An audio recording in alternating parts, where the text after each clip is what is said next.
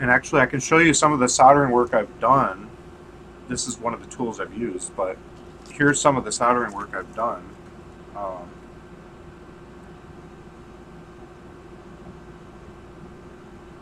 so you can see, like,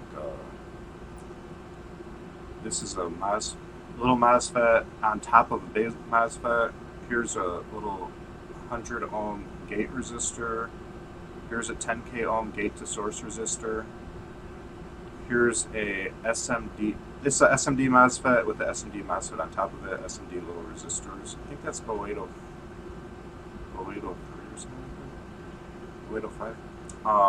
And then this is next to it is a little diode, a SMD diode. I think it's called. Actually, I don't know the name of it, but so basically, like, these are part of my motor control circuit plans. Here's the back side.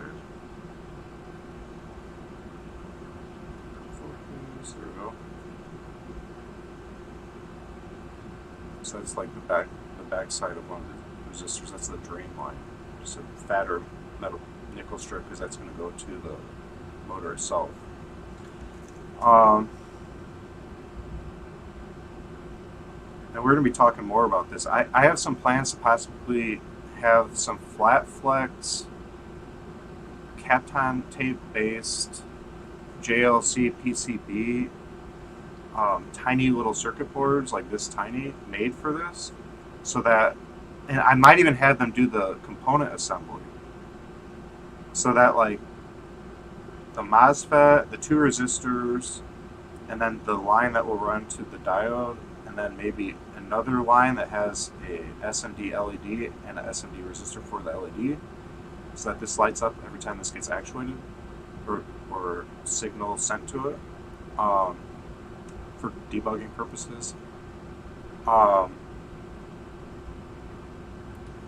That I wouldn't have to like hand solder all this in as tedious of a way, even though I'm getting good at it. But if like most of this is made outsourced, then I'd be able to like attach the flat flex tiny super skinny circuit board, because like you want it to be almost flush. Like you see it, this is like completely flat.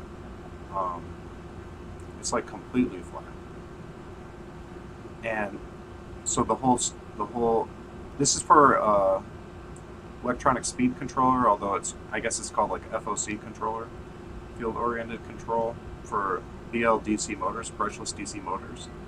Um, it's going to require 6 of these big MOSFETs to control the motor. It's like called a dual H bridge or something like that.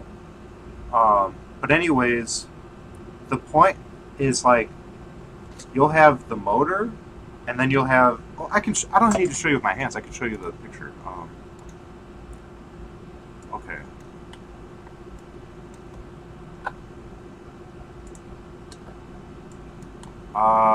Okay.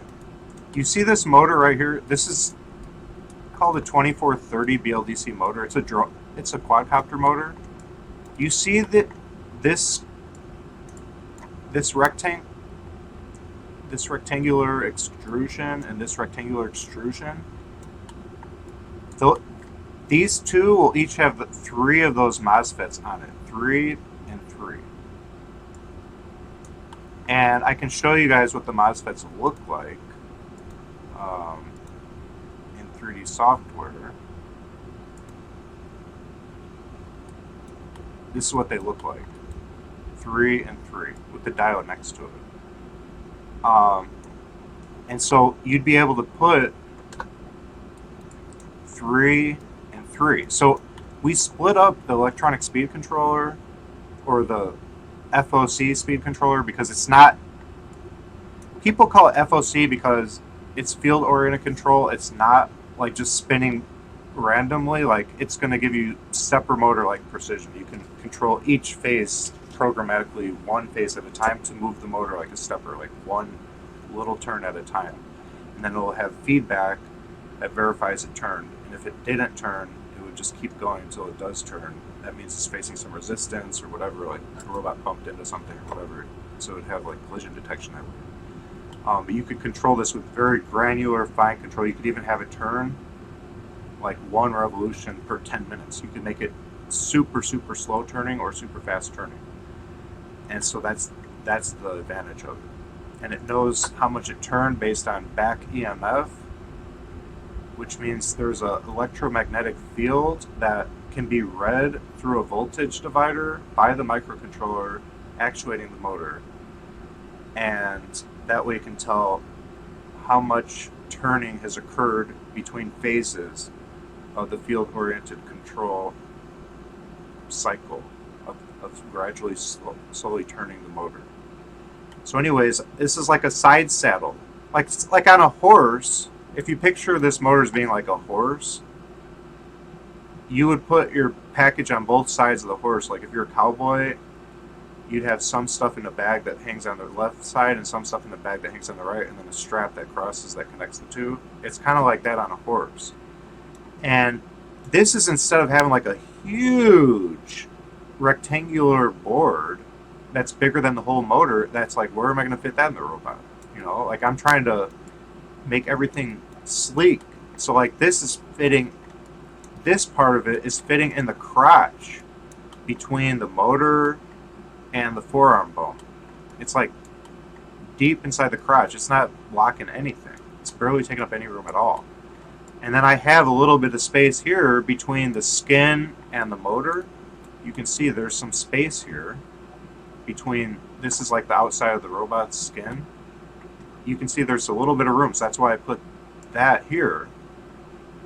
And this is a water cooling line, this is an air cooling line. So this is like a perfect spot to fit the other half of the motor controller. But what would happen if I try to make this one and this one both be as one single board? Well, it wouldn't work. Like, it would be hitting this air tube or whatever. So by having, you get so much freedom and flexibility by cutting your motor controller in half.